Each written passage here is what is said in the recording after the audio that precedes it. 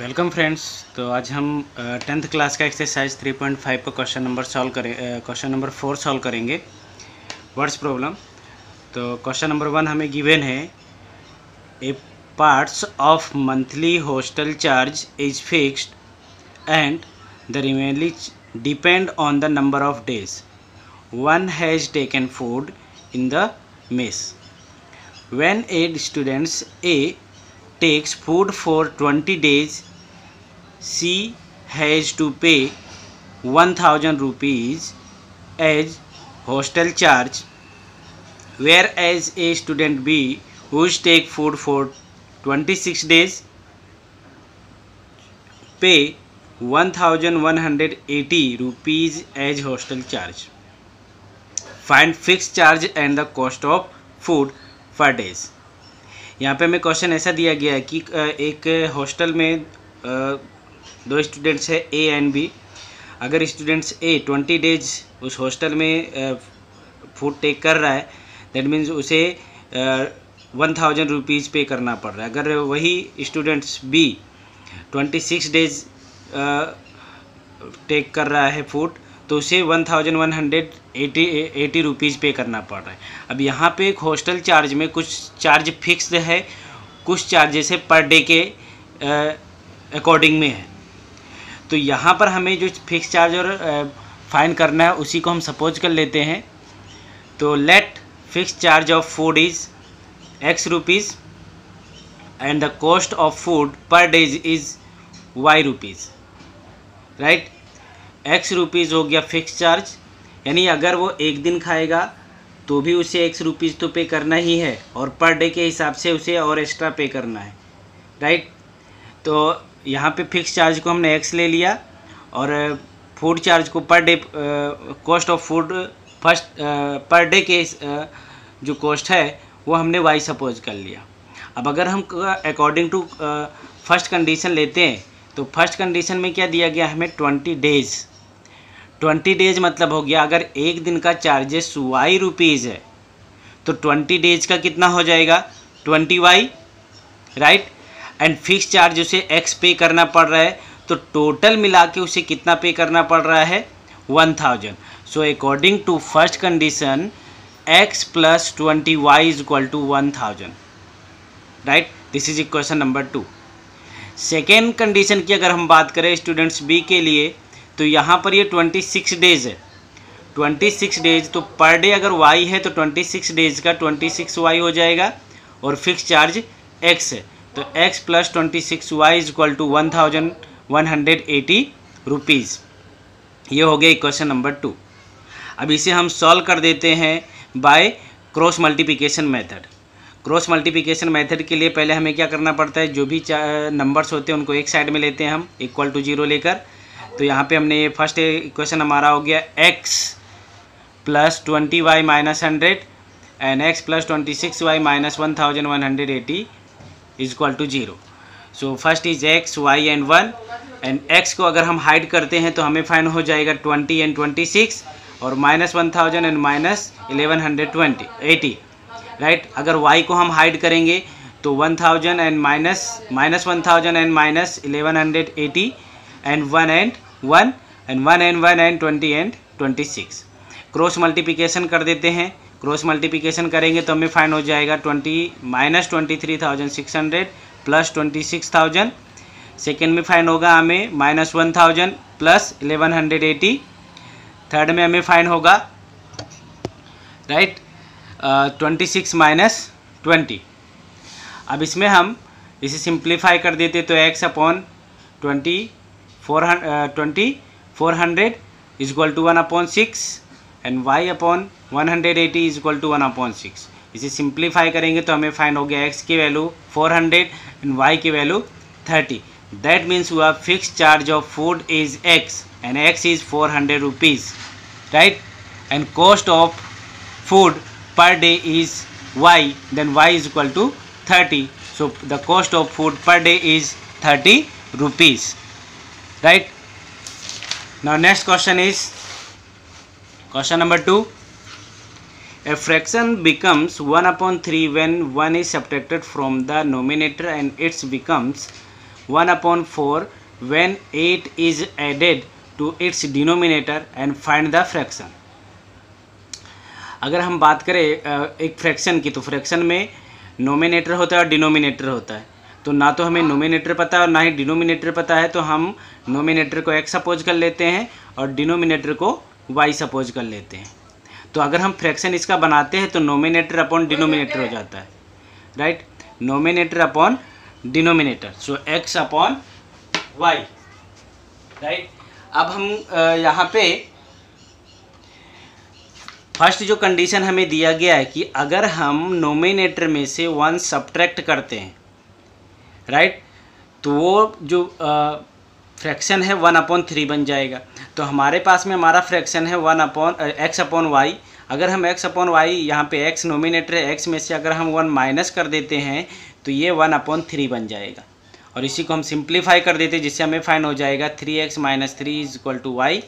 So 3x - y - 3 is equal to 0। So this is equation number 1, right. According to second condition, second condition में हमें दिया गया है कि अगर हम डिनोमिनेटर में 8 ऐड करते हैं, तो डिनोमिनेटर y में हम 8 ऐड करते हैं तो वो फ्रैक्शन जो है वो 1/4 बन जाता है। तो हमने 8 ऐड किया तो इक्वल टू 1/4 हो गया। इसे सिंप्लीफाई कर देते हैं तो 4x is equal to 8 plus y and 4x - y - 8 is equal to 0। So this is equation number 2। अब सेम हम यहाँ पे क्रॉस मल्टीप्लिकेशन मेथड अप्लाई करते हैं। सो x, y and 1, right. x को हाइड करेंगे तो यहाँ पे हमें मिल गया, फर्स्ट में अगर हम देखें तो -y है, यहाँ पे भी -1 है, सो -1 एंड -3 एंड -8, -3 - 8, सो -3 - 8 हो गया। ये y को हाइड करेंगे तो यहाँ पे हमें 3 मिल जाएगा, यहाँ पे 4 मिल जाएगा, सो 3 और 4। इसी तरह से 1 अपॉन, अब ये 3 4 हो गया और ये हमारा हो गया -1 एंड -1। अब इसे हम क्रॉस मल्टीप्लिकेशन मेथड अप्लाई कर देते हैं। तो क्रॉस मल्टीप्लिकेशन करेंगे तो 1 8 -1 इंटू -8 इज 8, राइट। तो -3 एंड 3 4 जा 12 -12 एंड 8 3 जा 24, सो प्लस 24 एंड 3 1 जा -3 एंड 4 -1 जा 4, सो माइनस प्लस, सो 3 -3 प्लस 4। सो अगर इसे हम सिंप्लीफाई करें तो x/5 फाइन होगा, इसे सिंप्लीफाई करेंगे तो 1 फाइन होगा। तो x/5 is equal to 1 and y/12, because -12 plus 24 is 12, so y/12 is equal to 1, so y is equal to 12। So fraction की अगर हम बात करें तो हमें फ्रैक्शन फाइंड करना है, दैट मीन्स हमें x/y फाइंड करना है। तो x की वैल्यू हमने 5 फाइंड किया, y की वैल्यू हमने 12 फाइंड किया, दैट मीन्स हमारा फ्रैक्शन आ गया, हमारा आंसर 5/12, राइट। ये हमें 5/12 फाइंड हो जाएगा। क्वेश्चन नंबर 3, क्वेश्चन नंबर 3 हमें गिवन है, Yash score 40 marks in a test. कितने मार्क्स स्कोर कर रहा है वो? 40 marks. Getting 3, right, 3 marks for each right answer and losing 1 marks for each wrong answer. अगर वो 1 क्वेश्चन का आंसर राइट दे रहा है तो उसे 3 मार्क्स मिल रहे हैं, अगर वो रॉन्ग दे रहा है तो उसे 1 मार्क्स माइनस में मिल रहा है, right. And had 4 marks win. अगर हम दूसरा कंडीशन देखें, 4 मार्क्स हैज बिन अवॉर्डेड, यानी 4 मार्क्स उसे करेक्ट आंसर पे दिया जा रहा है और 2 marks has been deducted for the incorrect answer. 2 marks उसे डिडक्ट किया जा रहा है अगर वो रॉन्ग आंसर देता है। Then Yash would have score 50 marks, right. और ये कंडीशन अगर होता है तो 50 मार्क्स स्कोर कर रहा है। How many questions were there in the test. हमें बताना है कि टोटल इसमें कितने क्वेश्चन है, राइट। तो हमें नहीं पता कि कितना रॉन्ग है कितना राइट है, तो हम यहाँ पे सपोज कर लेते हैं कि यस ने करेक्ट आंसर, जो करेक्ट क्वेश्चन का आंसर दिया है वो है x, राइट, और जो रॉन्ग का दिया है वो है y। तो अगर हम फर्स्ट कंडीशन के अकॉर्डिंग में जाएं तो फर्स्ट कंडीशन में क्या दिया गया है कि अगर वो एक क्वेश्चन का करेक्ट आंसर देता है तो उसे 3 मार्क्स मिलेंगे। तो यहाँ पे करेक्ट आंसर कितना है? x है, तो 3x हो जाएगा। ये डिडक्ट हो रहा है, दैट मीन्स माइनस हो रहा है। माइनस होगा कितना? जब वो जितने क्वेश्चन का आंसर रॉन्ग देगा। तो y क्वेश्चन का आंसर रॉन्ग दे रहा है तो ये -y हो गया, क्योंकि 1 क्वेश्चन पे 1 मार्क्स डिडक्ट हो रहा है। तो ये हो गया 3x minus Y is equal to 40, और 40 को हम इस साइड में लाएंगे तो हमें इक्वेशन फाइंड हो जाएगा 3x minus Y minus 40 is equal to 0। This is equation number 1। According to second condition की अगर हम बात करें, सेकंड कंडीशन में बोला गया कि अगर वो करेक्ट आंसर दे रहा है तो उसे 4 मार्क्स मिल रहा है पर करेक्ट आंसर। तो करेक्ट आंसर कितने का दे रहा है, x का, तो टोटल कितना हो गया, 4x हो गया। डिडक्ट कितने का हो रहा है रॉन्ग आंसर पे, रॉन्ग आंसर एक रॉन्ग आंसर पे 2 हो रहा है, तो y पे कितना हो जाएगा, 2y हो जाएगा, और डिडक्ट हो रहा है दैट मीन्स माइनस हो रहा है, तो 4x minus 2y is equal to 50। और इसमें से हम 2 कॉमन निकाल देते हैं जिससे हमें आंसर फाइंड हो जाएगा, एक इक्वेशन फाइंड होगा 2x minus Y minus 25 is equal to 0, right. This is equation number 2। यहाँ पे भी हम सेम फार्मूला अप्लाई कर देते हैं, cross multiplication method. Cross multiplication method apply करेंगे तो x को जब हम हाइड करेंगे, यहाँ से हाइड करते तो minus y, so that is -1 and -40 and -25, so -40 and -25 and y को हाइड करेंगे तो 3 और 2 फाइंड हो जाएगा, 3 और 2 लेंगे और -1 एंड -1 हो जाएगा, राइट। अब हम इसे क्रॉस मल्टीप्लिकेशन मेथड अप्लाई कर देते हैं, तो यहाँ पे x 25 माइनस 40 होगा क्रॉस मल्टीपल, जो y upon -80 and +75 and 1 upon -3 + 2।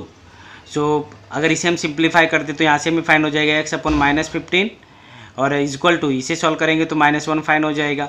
यहाँ पे अगर हम फाइंड करते तो y upon -5 is equal to -1, so x is equal to 15 and y is equal to 5। अब हमें फाइंड करना है कि टोटल नंबर ऑफ क्वेश्चन कितना है। टोटल नंबर ऑफ क्वेश्चन मतलब हो गया कितने का उसने करेक्ट दिया है, कितने का इनकरेक्ट किया है। तो करेक्ट और इनकरेक्ट अगर दोनों को हम मिला देते हैं, उनको प्लस कर देते हैं तो हमें टोटल फाइंड हो जाएगा।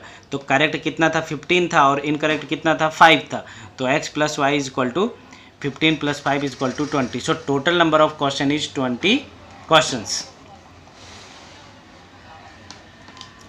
Question number 4, place A and B are 100 km apart on the highway. One car start from A and another from B at the same time. If they travel in the same direction at different speed, they meet in 5 hours. यहाँ पे हमें दिया गया कि एक highway पे 2 point से point A and point B 100 kilometre दोनों के बीच में डिस्टेंस है, राइट। अगर 5 आवर्स चलाते हैं कार को, तो वो एक दूसरे से मिलते हैं। If they towards each other, same direction में जाने पर 5 आवर्स में है, right. They meet in 1 hours, what is the speed of 2 cars.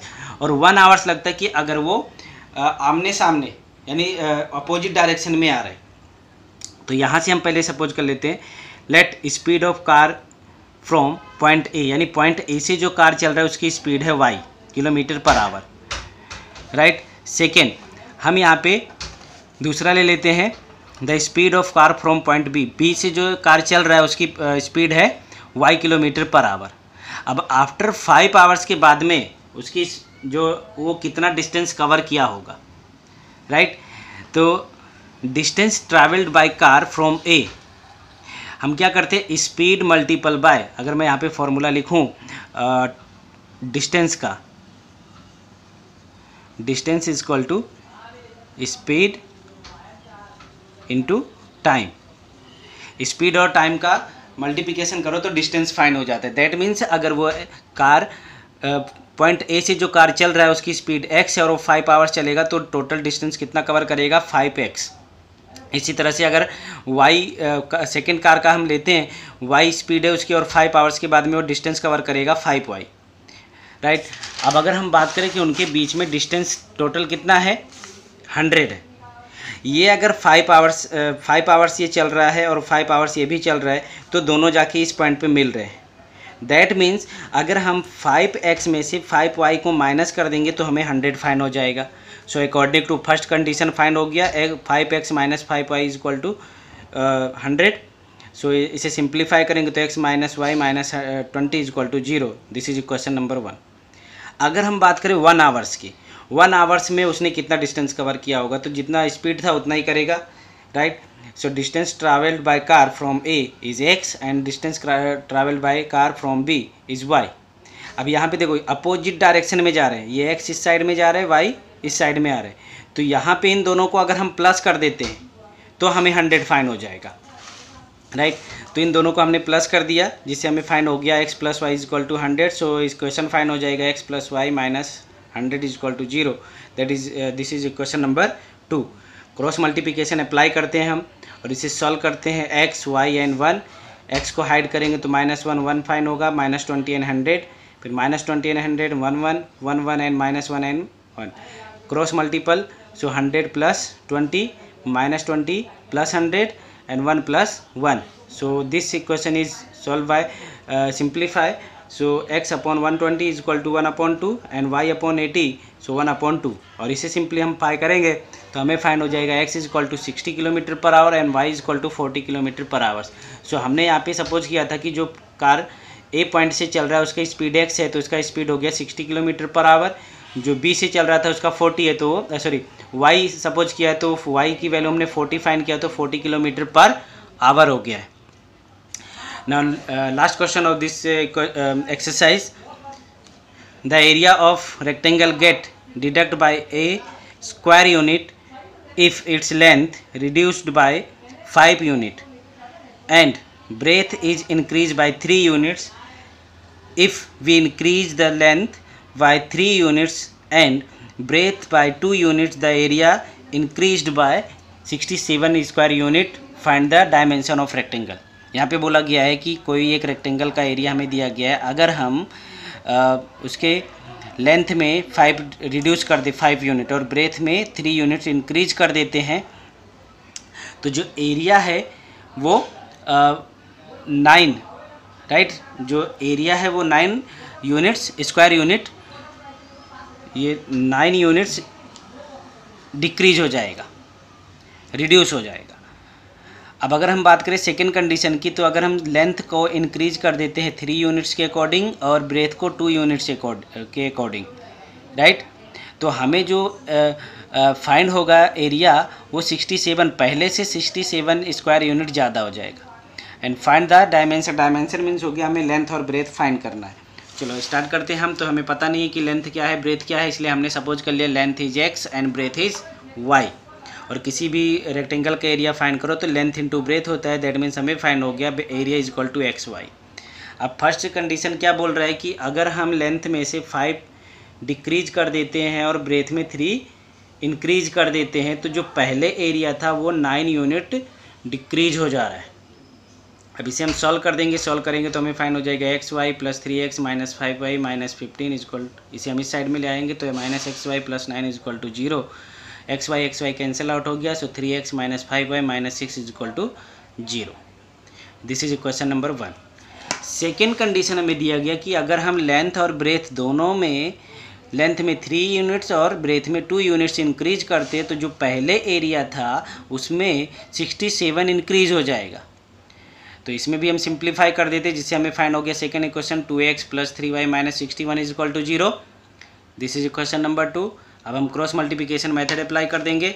Cross multiplication method apply करेंगे तो हमें फाइंड हो जाएगा x अपॉन -5, ये x को हम हाइड करेंगे तो -5 3 फाइंड होगा, -6 एंड 61। y को हाइड करोगे तो -6 - 61 एंड 3 और 2 फाइंड होगा, 3 2 और -5 और 3 क्रॉस मल्टीपल कर देंगे, right, cross multiple.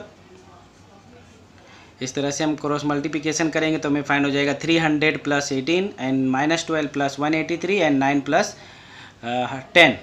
So this is x upon 323 is equal to 1/19 and y is equal to 171 is equal to 1/19। और इसे हम सिंप्लीफाई करेंगे तो हमें फाइंड हो जाएगा x is equal to 17 and y is equal to 9। तो लेंथ हो गया हमारा 17 यूनिट्स, राइट, क्योंकि x की वैल्यू हमने लेंथ को सपोज किया है, तो लेंथ इज 17 यूनिट्स और ब्रेथ हो गया रेक्टेंगल का 9 यूनिट।